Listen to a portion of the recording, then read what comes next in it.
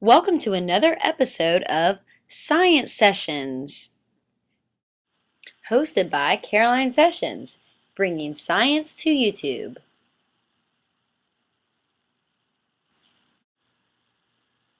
This week on Science Sessions, we are going to be looking at an interesting species that might surprise you for its ability to learn simple tasks during development, similar to us humans.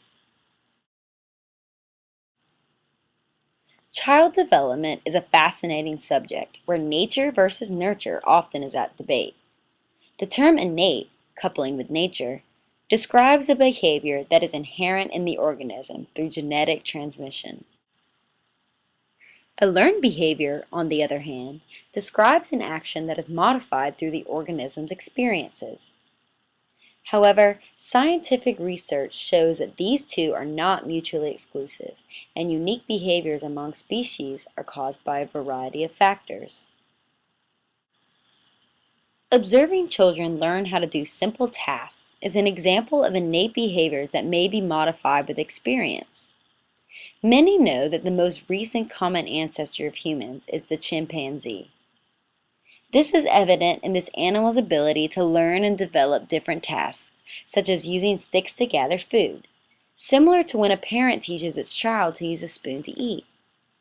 The most known similarities between the two ultimately result from children and chimpanzees being able to use reasoning when completing simple tasks. Today's interesting species is similar to the human and chimpanzee in its ability to reason and develop skills for aids in finding food. I bet you can't guess what it is. The New Caledonian crow.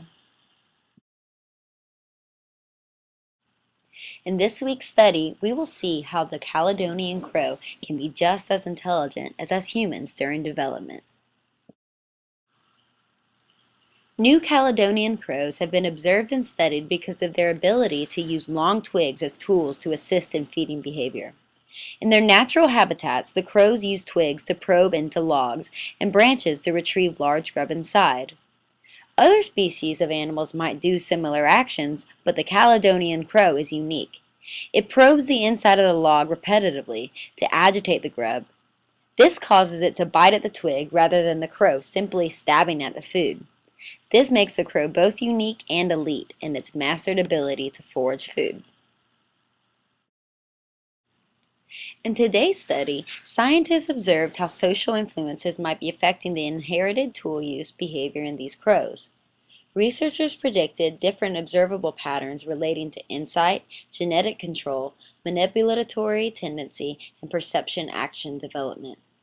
In this experiment, 4 captive-bred New Caledonian crow chicks were observed in laboratory conditions similar to their environment. The 4 crows were separated into 2 groups, untutored and tutored. 3 types of sessions proceeded, including observation sessions, teaching sessions, and control sessions. The observation session simply involved an individual bird in the presence of an aviary with twigs for optional use to pry food from the hole. Both untutored and tutored groups experienced this session.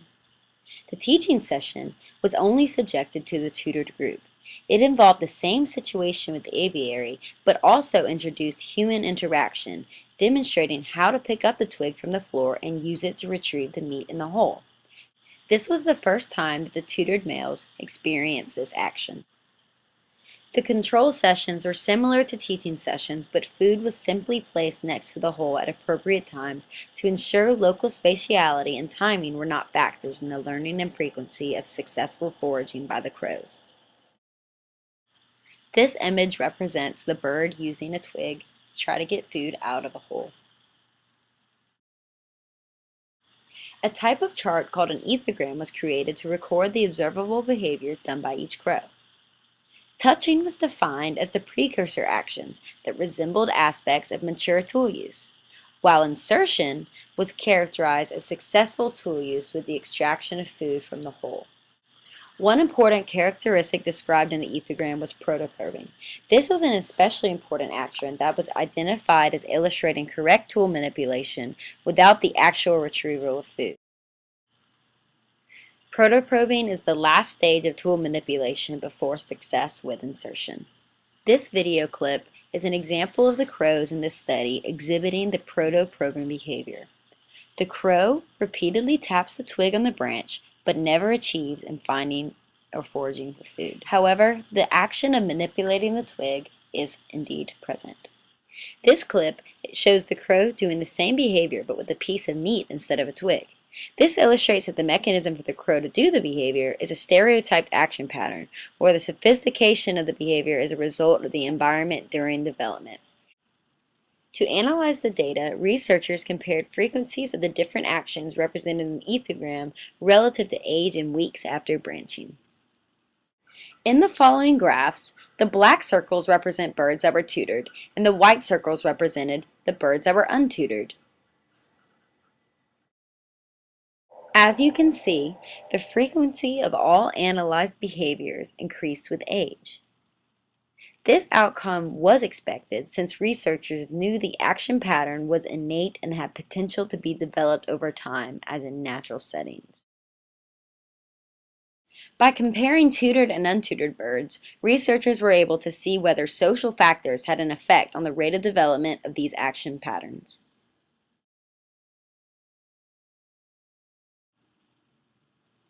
When comparing twig carrying in untutored crows and tutored crows, researchers found that both test animals yielded this behavior. However, the tutored crows expressed this behavior at a significantly faster rate of increase in frequency of this activity relative to their age. The comparison of percent time actually inserting twigs relative to age also illustrated tutored males achieved this sophisticated action at a faster rate and frequency than the untutored males. In both graphs, the black circles represented the birds that were tutored, and the open circles represented the birds that were untutored. This data clearly shows the advantage that tutored birds had over untutored birds in reaching the ability to do its species' most unique precursor and successful behavior. These findings ultimately suggest that during development, juveniles watch parents to observe the behaviors they're supposed to do. Thus, the crows are able to achieve these tasks at the optimal rate so they may succeed in foraging on their own. Both test subjects ultimately achieved foraging with successful insertion. These findings are consistent with other studies involving the nature of Caledonian crows and their innate ability to learn this mechanism. The findings from this study, however, suggest that although the crows will be able to achieve the behavior in the end, those crows who observe an example of the action during development will be able to achieve this behavior faster. Therefore, it is an advantage of New Caledonian crows to observe their parents, to be able to mature quicker, and ultimately reproduce quicker, leading to better fitness in nature.